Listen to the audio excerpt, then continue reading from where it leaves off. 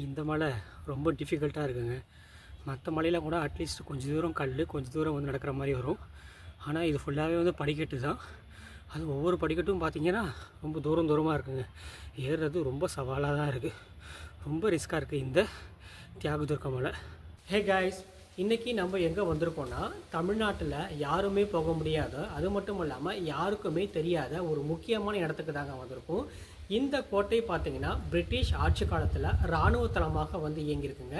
வீடியோவை ஸ்கிப் பண்ணாமல் ஃபுல்லாக பாருங்கள். அப்போ தான் இந்த கோட்டையினுடைய உண்மையான வரலாறும் இதனுடைய சிறப்பு அம்சமும் உங்களுக்கு தெரியும்.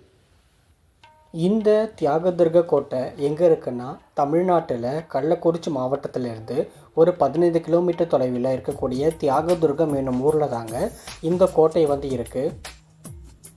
இது ரொம்பவுமே வந்து ஒரு இன்ட்ரெஸ்டிங்கான கோட்டை தாங்க. ஏன் சொல்கிறேன்னு பார்த்தீங்கன்னா, கிட்டத்தட்ட ஒரு 400-500 அடி உயரத்தில் இந்த கோட்டைகள் வந்து இருக்குது. மற்ற கோட்டையை கம்பேர் பண்ணும்போது இந்த கோட்டை வந்து சின்னதாக தாங்க இருக்கும்.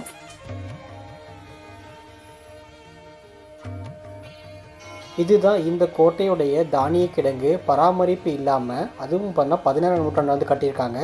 அதுக்கப்புறமா இந்த தானிய கிடங்கு ஃபுல்லாக வந்து சேதமடைஞ்சிருச்சு. பாருங்கள், ஒவ்வொரு படிக்கட்டுகளுமே எப்படி இருக்குன்னு. உங்களுக்கு கொஞ்சம் தூரம் வரைக்கும் தாங்க இந்த படிக்கட்டுகள் இருக்கும். அதுக்கப்புறமா நீங்கள் வந்து மலைகள் மீது ஏறி தாங்க மேலே போக முடியும். ரொம்பவுமே வந்து ஒரு இன்ட்ரெஸ்டிங்காக தான் இருக்கும். ட்ரெக்கிங் போகிறவங்களுக்கு இந்த கோட்டையில் ஏறுறது வந்து ரொம்ப இன்ட்ரெஸ்டிங்காக இருக்கும். இந்த கோட்டையில் வந்து 4 முனைகளிலுமே வந்து 4 பீரங்கி வந்து இருக்கும். எதுக்காகனா, இந்த கோட்டை வந்து ஒரு இராணுவ தளமாக இருந்திருக்கு. எதிரிகள் வந்து உள்ளே வராமல் இருக்கிறதுக்காக 4 முனைகளிலுமே வந்து 4 பீரங்கிகள் வந்து இருக்கும். இதன் மூலம் தான் எதிரிகளை உள்ளே வராமல் வந்து தடுப்பாங்க. அது மட்டும் இல்லாமல் இந்த கோட்டை வந்து பல போர்களை வந்து தாங்கியிருக்குங்க.